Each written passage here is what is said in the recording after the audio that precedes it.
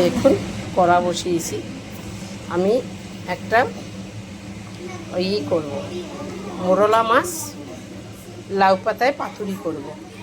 তার জন্য এটা আমি ভেজে নেব, ভেজে আমি সরিষার সঙ্গে পেস্ট করব। এটা মিক্সির মধ্যে দিয়ে দিলাম, ঠান্ডা হয়ে গেছে। আর সরিষা দিলাম, পোস্ত দিলাম, সরিষা পোস্তটা এর সঙ্গে দিয়ে দিলাম।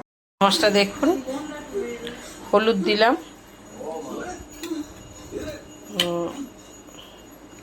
একটু জিরা আর শুকনো লঙ্কা বাটা দিলাম।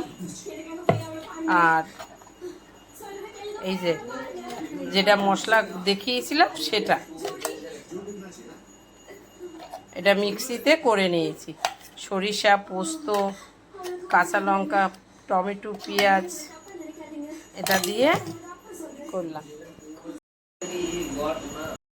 এই যে দেখুন, এখন মাখিয়ে নেব। এবার মাখাবার পরে আর কড়া গরম হয়ে গেছে, কড়াইও তেল দিয়ে দেব, তারপরে দেখাচ্ছি।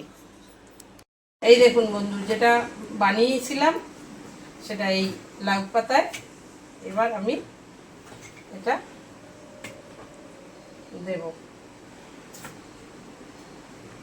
ছোট মাছ, যত মশলা দিয়েছি এটা অল্প দিলেই বেশি ভালো হয়, কিন্তু আমি একটু বেশি দিয়ে দিচ্ছি যেহেতু। দাঁড়ান দেখাচ্ছি। এটা একটা করে টমেটো পড়বে আর একটা দুটো কাঁচা লঙ্কা। এবার এইভাবে মুড়বো, এইভাবে মুড়বো। আর একটা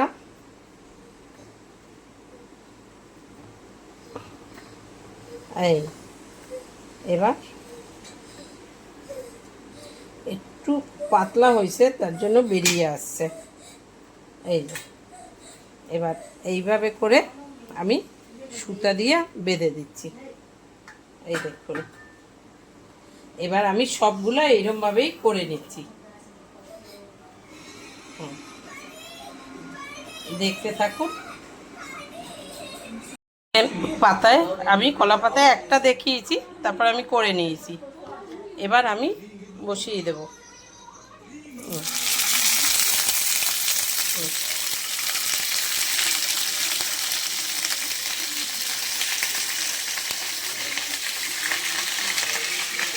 বাবা রে, জল তো ছিল না, তাও ফাটছে কিরকম।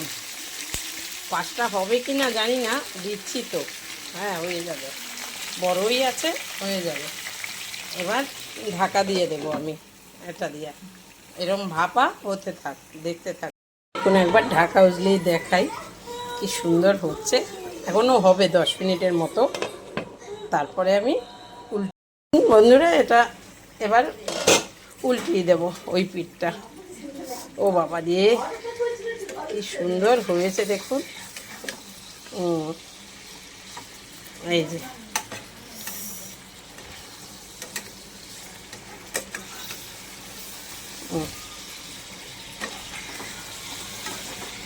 এই যে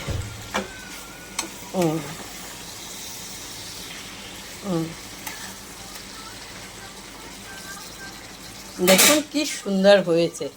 এবার আরেকবার ঢাকা দেব। দেবো এটা।